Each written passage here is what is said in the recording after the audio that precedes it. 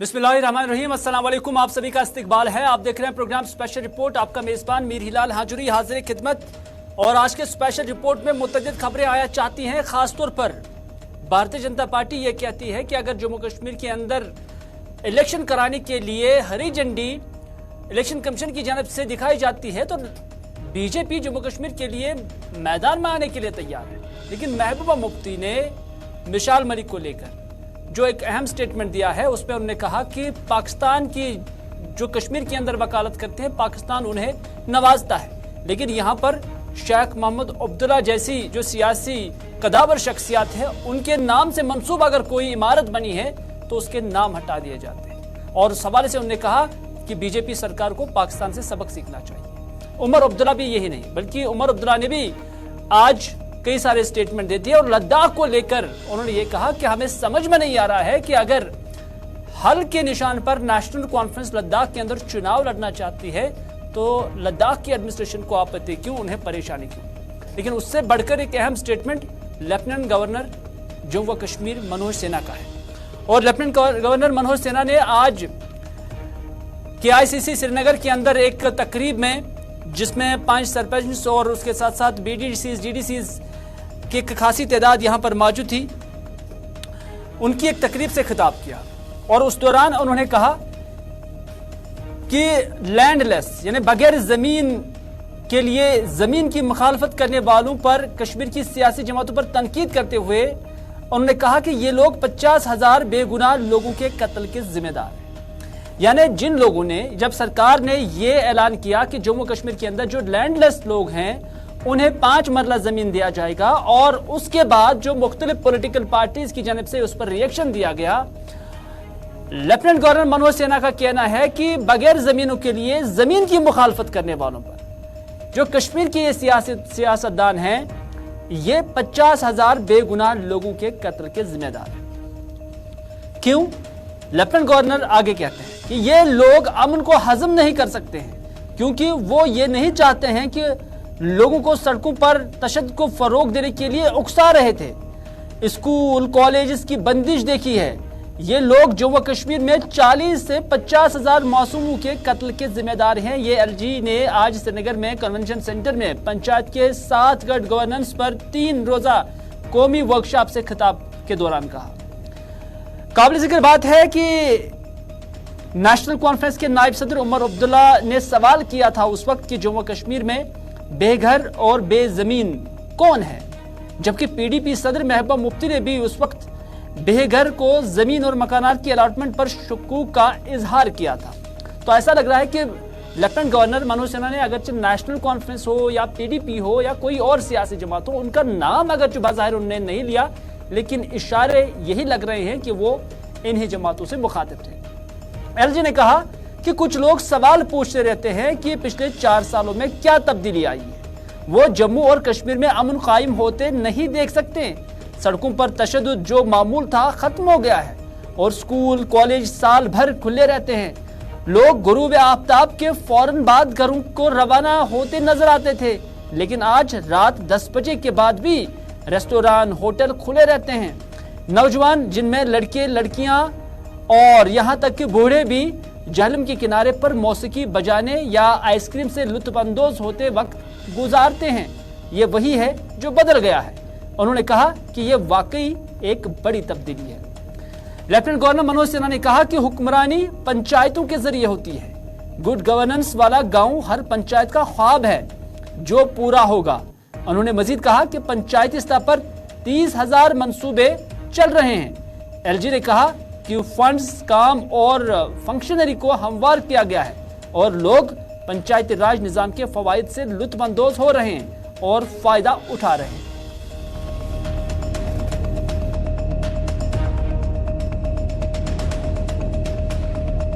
2011 के सेंसस के आधार पर सूची बनी। आवास प्लस कैंप लगा करके जो लोग छूट गए थे आवास प्लस में उनका नाम जोड़ा गया। लेकिन अब गरीब आदमी को जमीन मिल जाए, उसका घर बन जाए तो कुछ लोगों को दर्द स्वाभाविक होता है।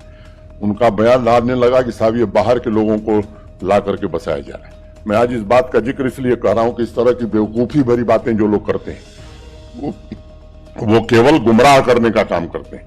आप सब अपने अपने जिलों के डीडीसी चेयरमैन बैठे हैं, बीडीसी चेयरमैन बैठे हैं, पंचायतों के प्रतिनिधि हैं। मैं आपसे पूछना चाहता हूं कि आप एक व्यक्ति का नाम बता सकते हैं जो बाहर का है जिसे जमीन दी गई है? एक व्यक्ति का नाम। तो आप इस बात को समझिए कि जो लोग इस तरह की बयानबाजी करते हैं, उन्हीं के कारण 40-50 हजार बेगुनाह लोगों का खून हुआ इस धरती पर। और आपको मैं इसलिए बात कह रहा हूं कि इसको समझने की जरूरत है। लोग पूछते हैं कि बदला क्या है। मैं कहना चाहता हूं कि बदला यह है कि जम्मू कश्मीर की धरती से स्ट्रीट वायलेंस पूरी तरह समाप्त हो गया, इतिहास की बात हो गई, यह बदल हुई। अब किसी के डिक्टेट पर यहां के दुकान और यहां के स्कूल कॉलेज बंद नहीं होते, यह बदला है। आपने ऐसी ही व्यवस्था बना करके रखी हुई थी। अंधेरा होने के पहले घर के अंदर हम प्रवेश कर जाए, पता नहीं सुरक्षित बचेंगे कि नहीं बचेंगे, आपने ये व्यवस्था बना के रखी थी। आज 10 बजे रात को भी रेस्टोरेंट खुले हैं और झेलम के किनारे आप जाइए, अनेक नौजवान बच्चे मिलेंगे जो संगीत भी गा रहे हैं, आइसक्रीम भी खा रहे हैं। यह बदलाव हुआ है। तो इसलिए मैंने आपसे जानबूझकर कहा कि आप 33,000 लोग चुने हुए पर।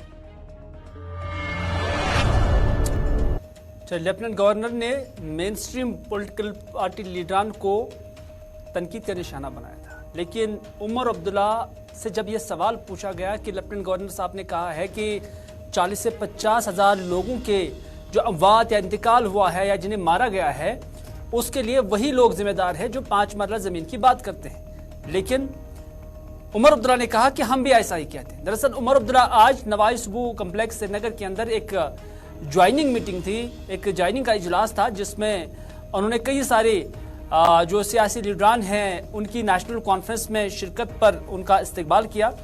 तो उसमें उन्होंने कहा कि हम भी कहते हैं कि जिन लोगों ने जम्मू कश्मीर के लोगों को गलत रास्ता दिखाया है वही जिम्मेदार है। यहाँ बंदूक किसने लाया, सवाल उमर अब्दुल्ला ने किया। यानी यहाँ जिसने बंदूक लाया है उसी ने यहाँ पे कत्ल-ओ-गारत किया है। नेशनल कॉन्फ्रेंस सिक्योरिटी फोर्सेस के बाद सबसे ज्यादा कुर्बानियां दे चुकी है। ये उमर अब्दुल्ला का जवाब लेफ्टिनेंट गवर्नर को था कि यहाँ नेशनल कॉन्फ्रेंस ने सिक्योरिटी फोर्सेस के बाद सबसे ज्यादा कुर्बानियां अगर किसी ने दी है तो वो नेशनल कॉन्फ्रेंस है। हम तो पहले से ही ये कहते आए हैं कि बंदूक लाने वालों की तरफ से यहाँ खून की नदियां बहा दी गई है। जो आज एलजी साहब बता रहे हैं वो हम बहुत पहले से कह चुके हैं। LG in which he has to say that those who are misguiding the people of Kashmir are actually responsible for the killing of over 50,000 Kashmiris over a past. This statement came today. हम भी कहते हैं ना, जिन लोगों ने जम्मू कश्मीर के लोगों को गलत रास्ता दिखाया वही कसूरवार है। बंदूक किसने लाया? जहां आप खड़े हैं, जिस तंजीम के दफ्तर पे आप खड़े हैं, सबसे ज्यादा कुर्बानियां सिक्योरिटी फोर्सेस के बाद इस तंजीम ने दी हैं। हमारा दफ्तर जो है भरा हुआ है उन लोगों की तस्वीरों से जो पिछले 30-35 सालों में ग्रेनेड, माइन, गोलियों के शिकार हुए हैं। ये आप मुझसे कह रहे हो ना कि यहां तबाही का क्या असर रहा है? वो मेरे साथियों से पूछिए, मेरे फैमिली मेंबर से पूछिए, मेरे दोस्तों से पूछिए। हमें पता है ना, एलजी साहब तो कल के आए हुए हैं, कल के चले जाएंगे। हमें पता है इस बंदूक का कितना असर यहाँ के फैमिलीज पे पड़ा हुआ है। और हमने पहले दिन से कहा कि यहाँ के लोगों को गुमराह किया गया, बंदूक दिखा के उनको गलत गलत सपने दिखाए गए। वो सपने वैसे के वैसे ही रहे, लेकिन यहाँ कब्रिस्तान भर गए, हमारी नदियां जो है वो खून से भर गई। एलजी साहब ने कोई ऐसी बात नहीं की जो हम पहले से नहीं कहते आए हैं। हमने भी पहले ही से ये कहा कि नाज़रीन, लद्दाख के अंदर हिल डेवलपमेंट काउंसिल के इंतखाबात के लिए नेशनल कॉन्फ्रेंस जो है इंतखाब लड़ना चाहती है और उसके लिए उन्हें अपना निशान हल का वो अलॉट किया गया है और उसी चुनाव निशान पर वो इंतखाब लड़ना चाहते हैं। लेकिन ये मामला सब जुडिस बन गया है। हालांकि अदालत ने इस हवाले से अगरचे नेशनल कॉन्फ्रेंस को एक फैसले के तहत ये सिंबल अलॉट भी किया है लद्दाख के अंदर, लेकिन फिर भी लद्दाख की जो एडमिनिस्ट्रेशन है, खबर आ रही है कि वो उसे सुप्रीम कोर्ट के अंदर चैलेंज करने जा रही है। तो इसी मामले को लेकर उमर अब्दुल्ला से सवाल पूछा गया और उसके जवाब में उन्होंने कहा कि लद्दाख की एडमिनिस्ट्रेशन बीजेपी के दबाव में आके अदालत के दरवाजे खटखटाने पर मजबूर हो रहे हैं। हम लद्दाख में अपने चुनावी निशान पर इंतखाबात लड़ना चाहते हैं। लद्दाख की एडमिनिस्ट्रेशन को इससे एतराज क्यों है, हमें समझ नहीं आ रहा है। हमें पहले ही अदालत ने हक में फैसला दिया है और अब सुनने में आया है कि लद्दाख की एडमिनिस्ट्रेशन सुप्रीम कोर्ट तक जा पहुंच रही है। लद्दाख के हिल काउंसिल में नेशनल कॉन्फ्रेंस का इंतखाबी निशान इतना कौन सा मसला था कि इससे लद्दाख की एडमिनिस्ट्रेशन को सुप्रीम कोर्ट तक ले जाना पड़ा। जाहिर सी बात है कि बीजेपी के दबाव में आके लद्दाख की एडमिनिस्ट्रेशन जो है वो बार बार अदालत के दरवाजे खटखटाने पे मजबूर हो रहे हैं।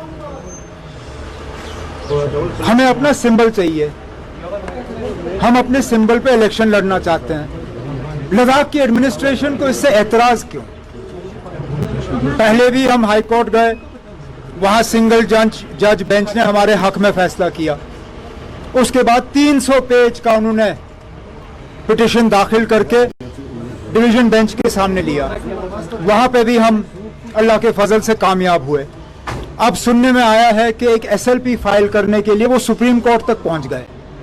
आखिरकार ना हिल काउंसिल के इलेक्शन में नेशनल कॉन्फ्रेंस का सिंबल इतना बड़ा इशू बन गया कि उसको सुप्रीम कोर्ट लेना पड़ा।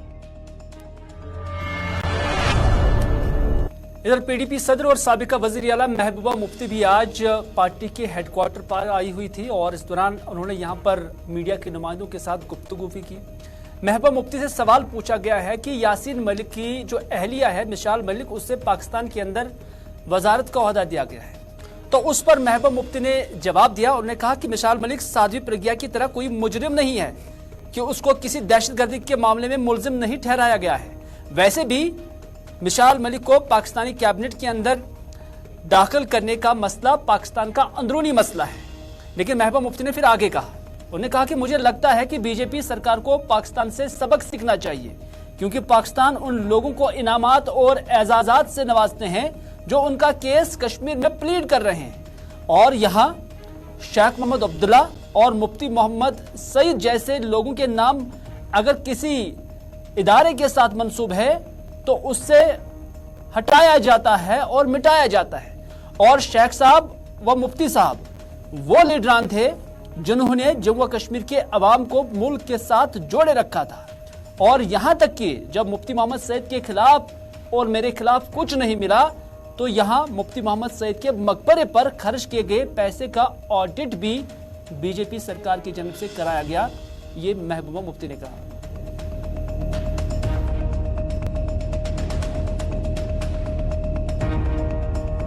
वो तो कोई मुजरिम नहीं है, साध्वी प्रज्ञा की तरह वो मुजरिम नहीं है, यासीन मलिक की तरह उसको किसी दहशतगर्द इल्जाम में मुलजिम नहीं ठहराया गया है। और ये Pakistan, this is something internal matter of Pakistan. और I think the BJP government should learn a lesson from them, because Pakistan is trying to reward and honor those people who they think have been pleading their cause in J&K. What about the people like Sheikh Saab? Sheikh Sahab जैसे लोग जिन्होंने जम्मू कश्मीर एक Muslim majority state को हिंदुस्तान के साथ मिलाया, अकेला महाराजा तो नहीं कर सकते थे ऐसा। What about that? What has BJP done to him? Instead of awarding him, honoring him, जहां भी उनका नाम है उसको नाम को मिटा रहे हैं। मुफ्ती साहब जिन्होंने जिंदगी भर who fought to win the hearts and minds of people of J&K so that Jammu Kashmir के लोग और मुल्क के लोग नजदीक आते। When they found nothing against him, then they went to his mausoleum and उसमें ऑडिट किया कि भाई उनका मकबरा बनाया मुफ्ती साहब का, ये बताओ ये पैसा कहां से आया है। So I think BJP needs to learn a lesson from Pakistani government. They are awarding, rewarding, honoring those people who they think have been pleading their case in J&K. Those people who they think have been pleading their case in J&K.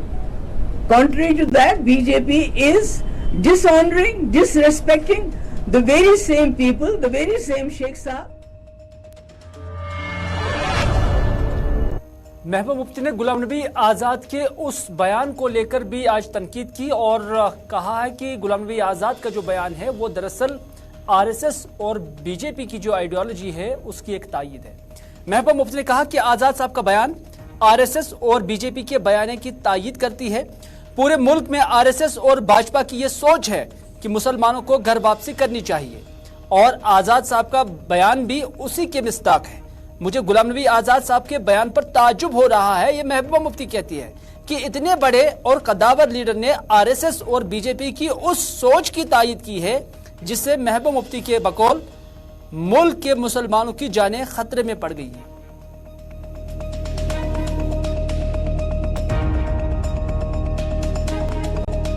की हो रही है कि ऐसा statement एक इतना बड़ा leader देता है, ये तो बिल्कुल वही है जो बीजेपी, आरएसएस और जनसंघ कहती है।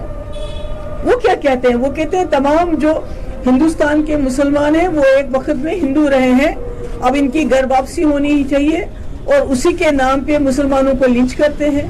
मुसलमान कहीं नमाज नहीं पढ़ सकते, आपने देखा मुसलमानों के घर तोड़े जा रहे हैं, मुसलमानों की दुकानें जलाई जा रही है, मुसलमानों को खुली तरह से धमकी दी जा रही है कि इनका जेनोसाइड होना चाहिए, मुसलमानों को गोली मारी जा रही। ये जो आज मुल्क में मुसलमानों के साथ हो रहा है, ये तो आरएसएस, जनसंघ और बीजेपी की वही सोच है कि जितने भी मुसलमान हैं उनको घर वापसी करनी चाहिए। और आजाद साहब ने बिल्कुल यही बात कही है। मुझे तो ताज्जुब है, कल भी आपने देखा होगा कि यूपी में एक लड़के जिससे एक हिंदू लड़की और मुसलमान लड़के ने शादी की, उसके दोनों माँ बाप को लिंच कर दिया गया, मार दिया गया। तो दिस इज वेरी अनफॉर्चुनेट, बड़ी बदकिस्मती की बात है।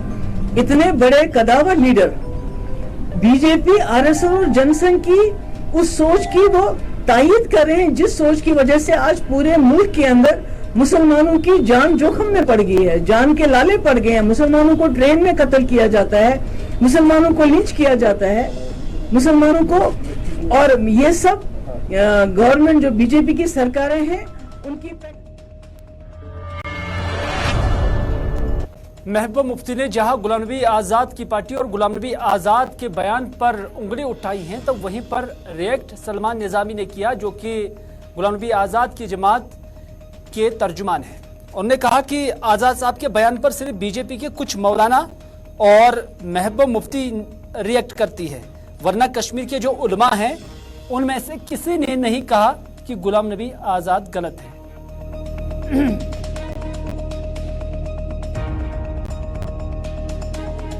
और कुछ बीजेपी के वर्शीदी साहब जो मौलाना मेरे साथ भी कई टीवी डिबेट्स में हैं, वही इस पे जो है कमेंट कर रहे हैं। बाकी कश्मीर के वो जो मौज़िज़ जो यहाँ आलिम है, उन्होंने तो नहीं कहा कि आज़ाद साहब ने जो कहा वो गलत है। अब महबूबा मुफ्ती का तो वजूद ही ख़त्म हो चुका है, ग्राउंड पे वो ज़ीरो है। और आज़ाद साहब ने यही कहा था कि जिस तरीके से आज देश का माहौल है, आपने हाल ही में देखा जिस तरीके से हरियाणा का एपिसोड हुआ, पहले मॉब लिंचिंग्स हुई, वैसे ही कश्मीर में जब इस्लाम आया तो यहाँ बुलबुल शाह साहब ने और हमदान साहब ने जब इस्लाम लाया और फैलाया तो उन्होंने किसी को ज़ोर ज़बरदस्ती नहीं की। यही बात है। अब महबूबा मुफ्ती जो है वो काला चश्मा पहन के घर में बैठ के जो है सिर्फ तबसरे करती हैं और दूसरों पे तंज करती हैं। उनको पहले अपने आप में, अपने गिरबान में झांक के देखना चाहिए कि अगर जम्मू कश्मीर में आरएसएस और बीजेपी को किसने लाया तो वो महबूबा मुफ्ती थी। और जो कत्लेआम उन्होंने करवाया, जो हमारे यहाँ बच्चों की, नौजवानों की आंखें जो चली गई, तो उसमें भी। इधर बीजेपी के सीनियर लीडर कविंदर गुप्ता ने कहा कि भारतीय जनता पार्टी जम्मू कश्मीर के अंदर इलेक्शन के लिए तैयार है। उन्होंने कहा कि जब भी और जो ही इलेक्शन कमीशन की जानिब से नोटिफिकेशन जारी किया जाता है तो ठीक उसी वक्त भारतीय जनता पार्टी है वो उस नोटिफिकेशन का लब्बैक कहेगी और इंतखाबात के लिए तैयार होगी। उन्होंने कहा कि बीजेपी मैदान में आने के लिए मुकम्मल तैयार है। बीजेपी समझती है कि इस वक्त माहौल भी साजगार है और इंतखाबात भी होने चाहिए।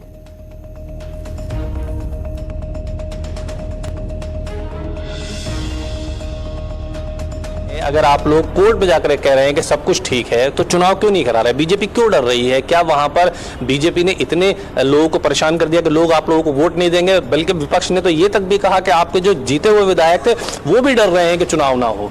ये तो आने वाले समय पर जनता बताएगी। भारतीय जनता पार्टी इलेक्शन के लिए तैयार है। माहौल साजगार है।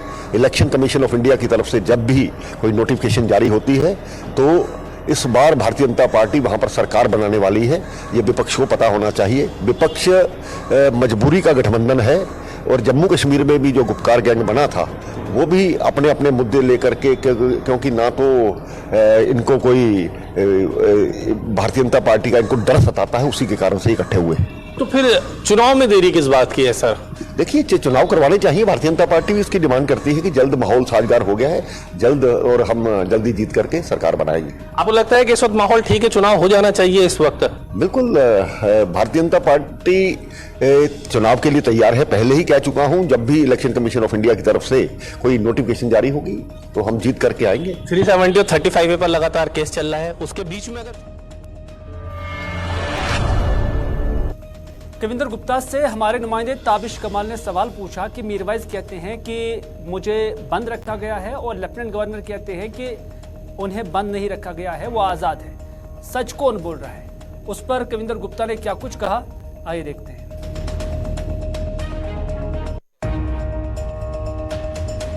लगातार राजनीति में गरमाई हुई, कह रहे हैं कि उनको नजरबंद किया हुआ है, नमाज तक अदा करने नहीं दिया जाता, जबकि एलजी कह रहे हैं कि किसी तरह से कोई नजरबंद नहीं हो, सब जगह आ जा सकता। क्या मीरवाइज झूठ बोल रहे हैं या एलजी झूठ बोल रहे हैं? देखिए, प्रशासन बड़ी जिम्मेदारी से बात करता है।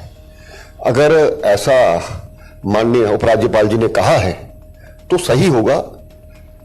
और दूसरा, मीरवाइज ने जितना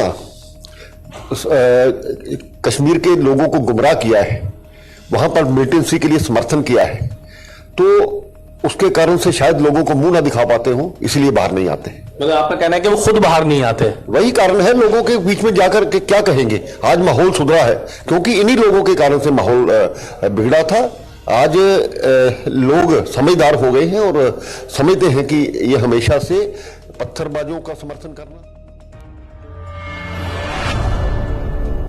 तो नाज़रीन, आज के स्पेशल रिपोर्ट में बस इतना ही। अपने मेजबान को दीजिए इजाजत इस वादे के साथ कि अगर जिंदगी रही तो आपसे फिर होगी मुलाकात। तब तक के लिए खुदा हाफिज, फी अमानिल्लाह।